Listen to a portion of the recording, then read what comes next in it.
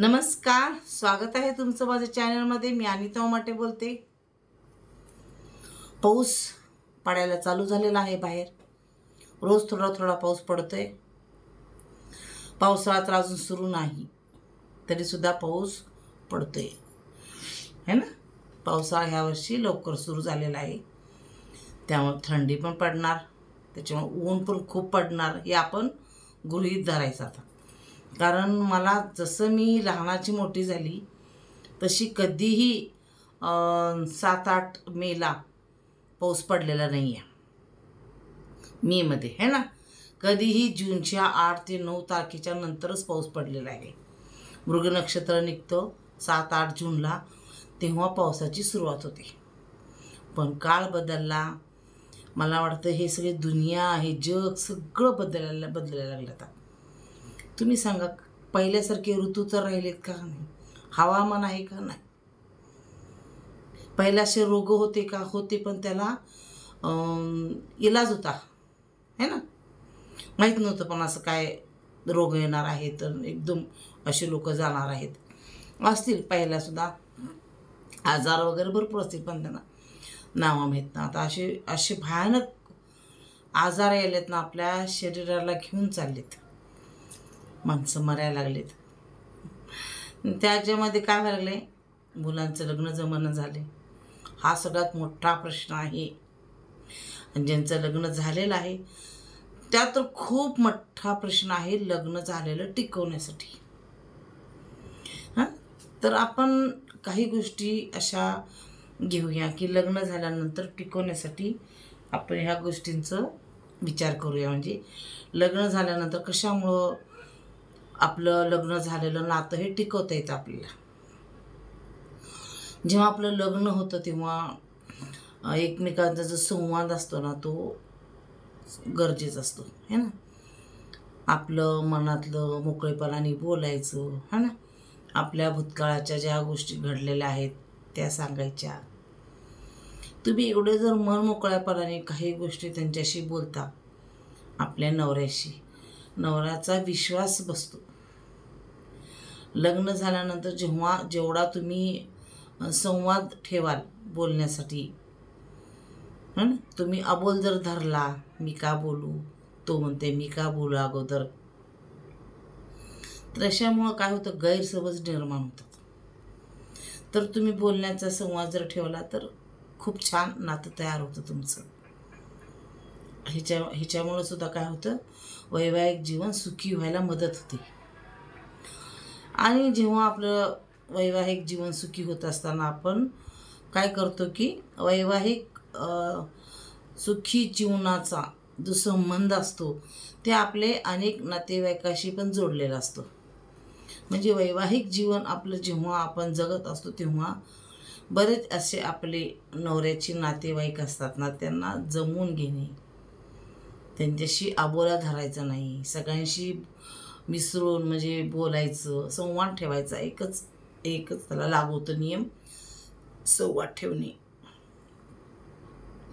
आणि वैवाहिक जे संबंध असतात तुमचा, त्याच्यामध्ये पण तुमचा संवाद हा खूप मोलाचा आहे, महत्त्वाचा आहे. म्हणजे जेणेकरून कुठेही जाल तर तुम्ही तुमचा जो संवाद आहे तो चालू ठेवायला पाहिजे, बोलणं ठेवायला पाहिजे, एकमेकांच्या घरी जायला पाहिजे है ना. तर आपलं वैवाहिक जीवन सुखी होतं. आपल्या घडलेल्या काही गोष्टी असतात भूतकाळातल्या म्हणा, नवऱ्याबरोबर आपल्या शेअर करायच्या, नवऱ्याने पण बायकोबरोबर शेअर करायच्या, एकमेकाला विश्वास संपादन करायचा. म्हणजे आपण आपल्या नवऱ्याला आपल्या विश्वास दाखवायचा की बाबा बघ, मी किती विश्वास ठेवते तुझ्यावर, आणि नवऱ्याने पण बायकोवर विश्वास ठेवायला पाहिजे. ह्या गोष्टी जर तुम्ही नियम लागू केले, तुम्हाला संवाद खूप गरजेचा आहे, महत्त्वाचं आहे, तर वैवाहिक जीवन सुखी होतं. पण काही ठिकाणी असं होत नाही, आबोला धरतात. लग्न झाल्या काय करतात, सासूबरोबर आबोला धरतात. घरामध्ये नणंद असते, जाऊ असते, दीर असतात, त्यांच्याबरोबर आबोला धरायचं. अगदी मोजक्याच गोष्टी बोलायच्या. असं नाही करायला पाहिजे ना. तुम्ही संवाद जर चालू ठेवला, बोलणं चालू ठेवलं, तर तुमच्या सुखी संसारामध्ये तुम्हाला काहीच प्रॉब्लेम येणार नाही कधीच. त्यासाठी आपला संवाद खूप गरजेचा आहे. नवऱ्याबरोबर, नातेवाईकाबरोबर. आणि आपलं लग्न हे कसं नातं वेगळं तयार होतं आपलं. आपण शरीराने पण जोडले जातो नवऱ्याच्या सोबत, है ना. शारीरिक सुख, मानसिक सुख हे सगळं आपल्याला एकमेकाला द्यावं घ्यावं लागतं, है ना. आपण शारीरिक सुख देतो, त्याच्याकडनं शारीरिक सुख घेतो, त्याच्याबरोबर सगळंच आलं, मानसिक सुख आलं, बऱ्याच गोष्टी. त्याच्यामुळं प्रत्येकाबरोबर जर तुम्ही संवाद ठेवले, है ना, तर तुमच्या वैवाहिक जीवनाला कोणीही प्रॉब्लेम येऊ शकत नाही, अडचण येऊ शकत नाही. अगदी छान तुमचं वैवाहिक जीवन जातं. आपण कुठं जाणार आहे ह्याच्यावर चर्चा करायला पाहिजे. घरामध्ये मोठी माणसं असते त्यांना सांगायला पाहिजे. तुम्ही एकमेकांना बोलायचं पहिल्यांदा, मग त्यांना सांगायला पाहिजे, हो बाबा मी असं असं करणार आहे, इथं जायचं आहे, हो ठीक आहे जावा. मग तुम्ही जर पहिल्यापासूनच संवाद चांगले ठेवले तर तुम्हाला काहीच म्हणजे असं वाटत नाही की परक्यासारखं वाटत नाही. जेव्हा तुम्ही लग्न होतं तुमचं, तुम्ही खूप मोठे शिकलेले आहेत, मोठे म्हणजे खूप तुम्ही पदवीधर आहे, शिकलेले आहेत, तुम्ही जॉब करता, खूप चांगली गोष्ट आहे. पण जर तुम्हाला त्यात इगो असेल तर तुमचं वैवाहिक जीवन कधी सुखी होणार नाही. तुम्ही नोकरीला आहे, जॉब आहे, ह्या गोष्टी थोड्या बाजूला ठेवायच्या म्हणजे कसं, ते संवाद वेगळा असतो, है ना. जॉब हा जॉब पुरतं बघायचं असतं, घरात हे घरापुरतं बघायचं, नवऱ्यावर संवाद ठेवायचे वेगळे असतात, घरातल्या व्यक्तीबरोबर प्रत्येकाबरोबर संवाद ठेवायचं असतं. हे प्रत्येकाला जमत नाही, पण जमवून घ्यावं लागतं. कारण प्रत्येकामध्ये एक इगो असतो की मी का बोलू, ते म्हणते मी का बोलू, सासू म्हणते मी का बोलू, नणंद मी का बोलू म्हणते. तर सासूबरोबर नणंदबरोबर एक मैत्रीचं घट्ट असं नातं निर्माण करायचं हे आपल्या हातात असतं. आपण जर त्यांच्याशी संवाद ठेवला तर खूप छान आपलं वैवाहिक जीवन जातं. अशा बऱ्याच गोष्टी असतात त्या संवादामुळे सॉल्व्ह होतात. म्हणून वैवाहिक जीवन हे फक्त संवादामुळेही आपलं व्यवस्थित जाऊ शकतो आणि नातं टिकू शकतं आपलं. पण काही जण तसं काय करतात, नवऱ्याशी कामापुरतं बोलायचं, सासू सासऱ्याशी तर बोलायचंच नाही, घरातल्या माणसाबरोबर बोलायचंच नाही, उठायचं, आपलं डबा वगैरे घ्यायचं, आंघोळ करायचं, फ्रेश असं जॉबला निघून द्यायचं, संध्याकाळी यायचं, दरवाजा लावायचा, आपल्या रूमचं बंद बसायचं घरामध्ये. सॅटर्डे संडे आलं की आपल्या फक्त नवऱ्याला घ्यायचं आणि फिरायला जायचं. म्हणजे तुम्ही घरामध्ये असं वावरता की परक्यासारखं वावरता तुम्ही, की आपण कुठेतरी पाहुणे म्हणून गेलो, झालं तेवढं तेवढं बोललो, पण पाहुणेसुद्धा त्यांच्याशी सुद्धा आपल्याला संवाद ठेवावा लागतो. त्यांना काय वाटतं, बापरे ह्या बाईला किती युगो आहे, ही अशी का बोलते, अशी का वागते, जरा हिथंच तीड निर्माण होते, म्हणजे गैरसमज निर्माण होतो आपल्यामध्ये. तर वैवाहिक जीवनचं खूप मोलाचं आहे. संवाद ठेवणं, संवाद ही गोष्ट खूप महत्त्वाची आहे. आपल्या शरीराला सुद्धा संवादाची गरज असते, समजलं का. तर तुम्ही वैवाहिक जीवन जगताना संवादाला खूप महत्त्व द्या. तुम्ही जॉब करा, नोकरीला जावा, परगावी जावा, असं असतं. तुम्हाला जर माहेरी जायचं असेल तर सांगायचं, सासूबाई किंवा मामंजी, बाबा, दादा, की मला असं माहेरी जायचं आहे, जाऊ दे का मी. तुम्ही तर परवानगी घेतच नाही, तुम्हाला उठलं की तुम्ही निघता, हे मान्य आहे. पण एक संवाद करायचा असतो की आपल्या वैवाहिक जीवनामध्ये आणखीन सुखी राहण्यासाठी संवाद गरजेचा असतो.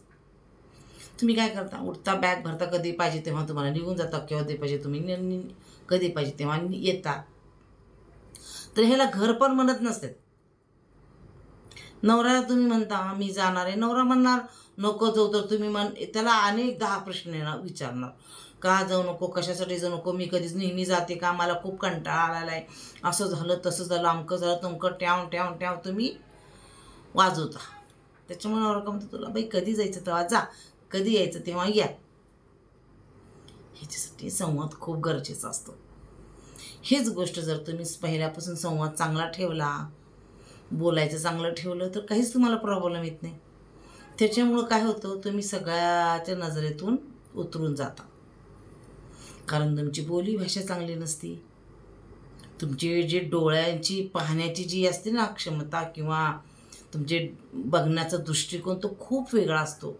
नजरेमध्ये खूप काही दिसतं. तुमच्या इगो दिसतो, तुमचा तिरस्कारपणा दिसतो, तुमच्या डोळ्यामध्ये अनेक प्रश्न दिसतात समोरच्या लोकांना.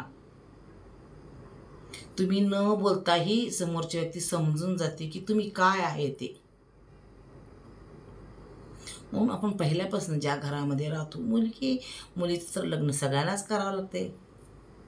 असं काय नाही की लग्न करायचं नाही. ज्या लग्न घरात गेलो की मी माझ्या मर्जीने वागणार, मी माझ्या मर्जीने चालणार, मी माझ्या मर्जीने सगळं कर, असं नसतं. असा संसारच होत नसतो. ह्याला फक्त इगो म्हणतात, घमेंडी म्हणतात. असं जीवन जगू शकत नाही कोणीच. असं जीवन जगताना एक आपल्या मनावर खूप दडपण येतं.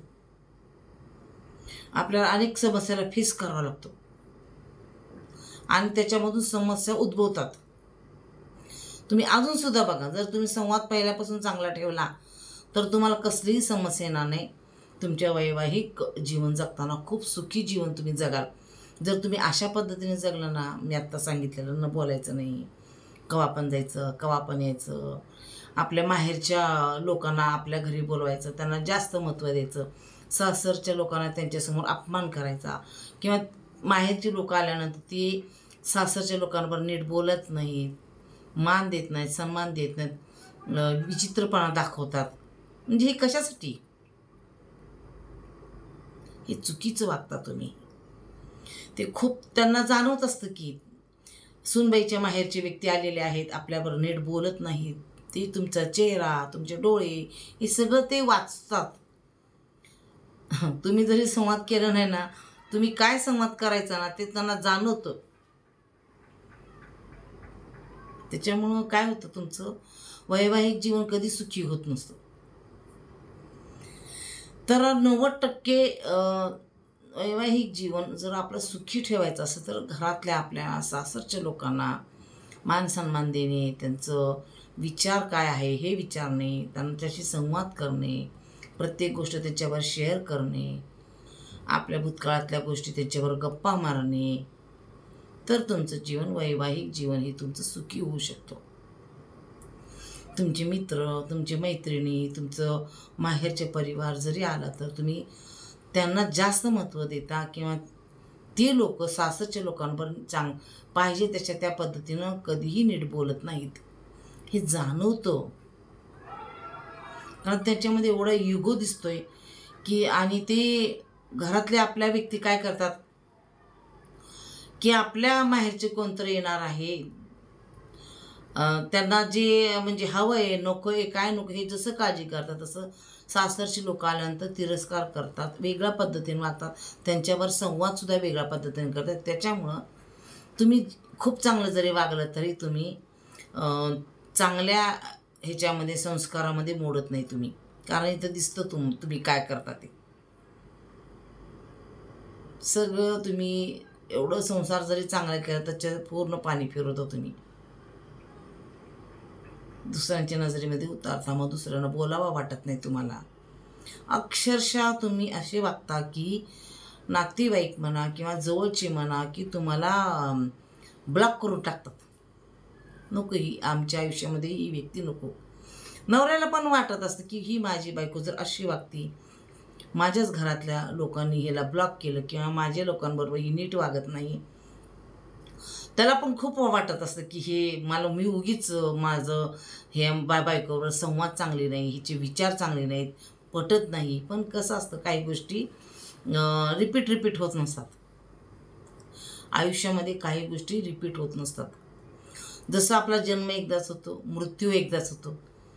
त्या जन्म आणि मृत्यूच्या मध्ये ज्या मधल्या गोष्टी असतात त्यासुद्धा काही रिपीट होत नाहीत. आणि जरी रिपीट झालं तर काही त्याला महत्त्व नसतं. मग काही गोष्टी आपण एकदाच करत असतो, लग्न एकदाच करतो. मग लग्न झाल्यानंतर त्या संसाराला, आपल्या जीवनाला, प्रत्येक व्यक्तीला वळण लावणे किंवा वळण देणे हे आपल्या हातात असतं.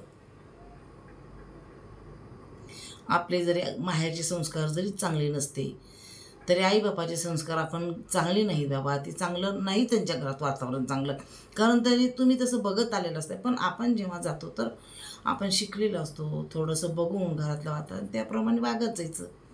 मस्त जीवन सुखी होतं तुमचं, तुम्हाला कोणीसुद्धा अडवणार नाही. तुम्ही तुमच्या काही गोष्टी मनासारखं करता ते सांगायला जर गेलं घरात कोण भांडणं होतं, वाद नको असतात. त्याच्यामुळे ते काय करतात, दुर्लक्ष करतात तुमच्याकडे. तुम्हाला काय वाटतं, नाही नाही नाही मला पाहिजे तसं मी गेले, आमच्या घरच्यांचं काही म्हणणं नाही. देवाला सुद्धा स्वतंत्र जगता आलं नाही कधी. आपण तर मनुष्य आहे, समजलं का? साधू संत राजे महाराजे देवांना सुद्धा स्वतंत्र जगता आलं नाही. स्वतंत्र जगणं आणि स्वतंत्र असतं ह्याच्यात खूप फरक आहे. स्वतंत्र जगणं म्हणजे घरातल्या व्यक्तींना आपल्या परिवाराला घेऊन जगणं, ह्याला स्वतंत्र जगणं म्हणतात. आणि तुम्हाला स्वातंत्र्य जर पाहिजे असेल, तुम्ही जर स्वातंत्र्य जर तुम्ही मिळवत असाल, खरं तुम्हाला स्वातंत्र्य पाहिजे, तर तुम्ही घरातल्या लोकांना तिरस्काराने वागवता, त्यांचा अबोला धरता, त्यांच्याशी नीट बोलत नाही, तुमची बोली भाषा चांगली नसती, तुमचं बोलण्याचे ढब असते ते चांगली नसते तुमची. मग तरच तुम्हाला ते स्वातंत्र्य मिळते. तुम्ही स्वतंत्र राहता, पण तुम्हाला स्वातंत्र्य मिळत नाही. कारण तशी आपला जो परिवार आहे ना, तो आपल्यासोबत एकी पाहिजे. एकी आहे का तुमच्या? सांगा, तुमच्या परिवारामध्ये तुमची एकी आहे का? पुढे चालून तुमची बहीण, तुमचे भाऊ, आई वडील कोण कोणाचे नसतात. जसं आपण माहेरून सासर येतो, सासरे आपल्याला एवढी किंमत मिळते ना, तशी माहेरी राहून मिळत नसते आपल्याला. ही देवांपासून चालत आले. आपण तर साधारण माणूस आहे, तुम्ही विसरता. तुम्हाला वाटतं मी पण देव आहे, देव पण तेच केलेले आहेत. रुक्मिणी माता हे सगळ्यांनी संसार केलेला. आई वडिलांना, सीता मैया किती करोडपतीची बापाची मुलगी होती, सगळं सोडून वनवासाला गेली. पण ते बापाला म्हणले नाही की मी का जाऊ वनवासाला. बापाला म्हणले नाही मला असलं कसलं नवरा बघून दिला, किती नवऱ्याचा उद्धार केला नाही. बिनचपलीची साधं सगळं वस्त्र आभूषण काढून ती साध्या वस्त्रामध्ये वनवासाला गेली. का गेली असं? ठरवा तुम्हाला आता कसं वागायचं आहे. वैवाहिक जीवन जगण्यासाठी जर तुम्हाला ह्या सर्व जर टप्प्या म्हणजे मान्य आहे की संवाद चांगला पाहिजे, तर तुम्ही 90% तुम्ही सुखी जीवन जगू शकाल असं मला वाटतं. कारण मी खूप अनुभव घेतलेला आहे, अनुभवातून बोलते मी. आणि तुम्हाला जर खरंच हा व्हिडिओ जर आवडला असेल तर तुम्ही नक्कीच माझ्या चॅनलला सबस्क्राईब करा आणि लाईक करा. धन्यवाद.